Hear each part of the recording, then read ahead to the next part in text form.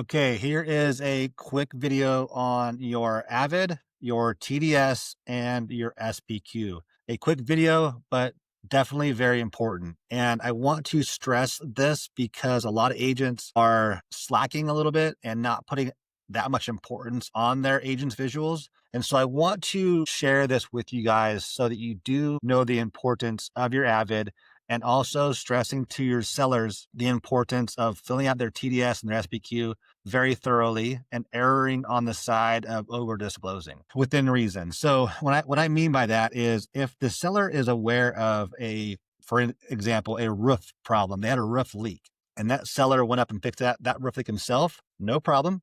Just have them disclose that there was a leak and here was the solution. Or if they had or if they hired a contractor and they did the work there, explain what the problem was and what the solution was. If they've had a leak under the sink, if they've replaced a water heater, whatever it is, have those sellers disclose as much as possible. Put the responsibility on the side of the buyer because of the disclosures. And so what I mean by that is over disclosing isn't going to harm your transaction. It's going to just allow the buyer to do their homework, their due diligence on what the issues are.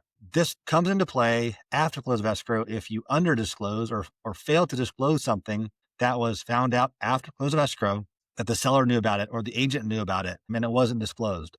That becomes a problem. Okay. So again, take these disclosures seriously. And then again, just err on the side of caution. What I've always been told is if you ever get sued, you want to be able to take your file and be able to present that file to a judge or to the other attorney or to a jury, and you want to have a very thorough file. If you have a crappy Avid or you're missing an Avid, it's going to look very poorly on you. If your sellers fill out disclosures very poorly and you didn't advise them to be thorough, it's going to, again, look poorly on you. You are the professional in this transaction. And so you're held to a higher standard.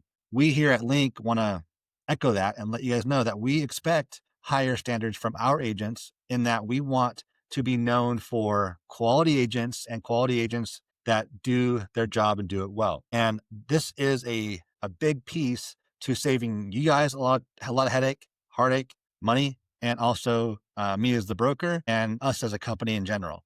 We want to be known as doing things professionally, and that equates to a very solid file from a very thorough and diligent agent's visual, and then advice to your sellers on how to fill out the TDS and SPQ without doing it for them. But again, just stressing to them the importance of that.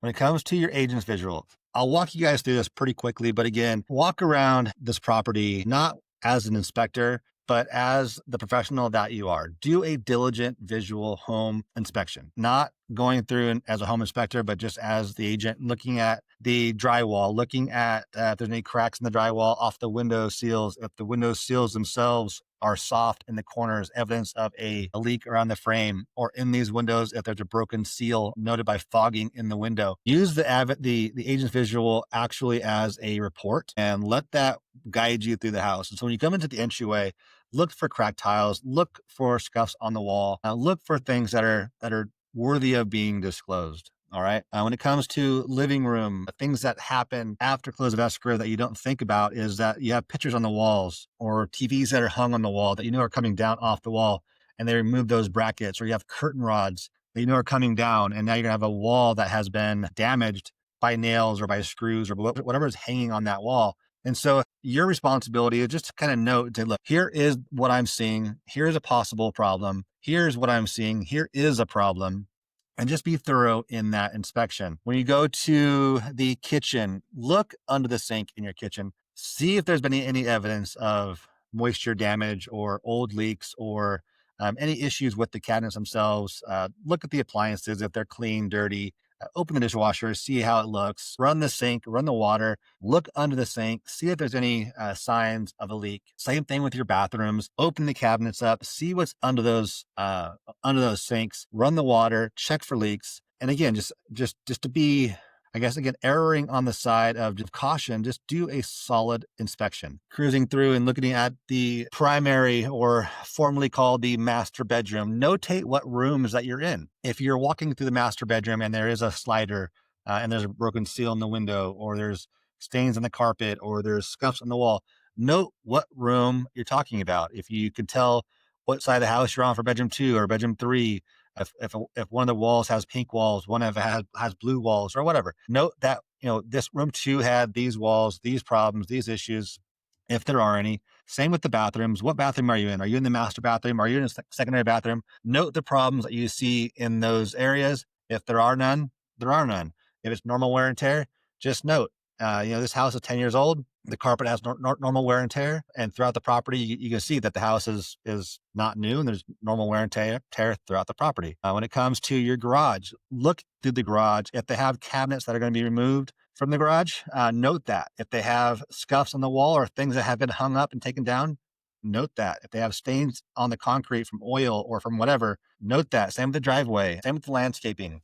Take this agent's visual very seriously and do a thorough job. Do this at the time of your listing. Do it at the time, or at the very latest, the time of the TDS or inspection, that you're delivering all these disclosures to the buyer at the same time. You don't want to get in the habit of waiting too long to deliver your Avid, because then again, it opens up a scenario where that buyer now can look at your Avid and extend their contingency period. You don't want to wait till the end of the escrow and then open up their contingencies again, because then it's going to fall back on you if there is an issue. Just try to do it all very early on in the listing if possible, before you even get an offer. If you wanted to have a termite inspection prior to the property being, before the offer is written, or have a pre-inspection, or have something done prior to the buyer coming in, you're able to put those into the supplements in the MLS as well. So again, be early, be diligent, be thorough. When it comes to advising your clients on the TDS, I don't need to go through that at the moment, but I do want to stress to you guys the importance of doing a good job in your advice to your seller, doing a good job in your responsibilities as the broker, as the agent, and just think about it like, okay, I'm going to go open this file up and I have to explain it to a judge or to an attorney, and I want my file to be super complete.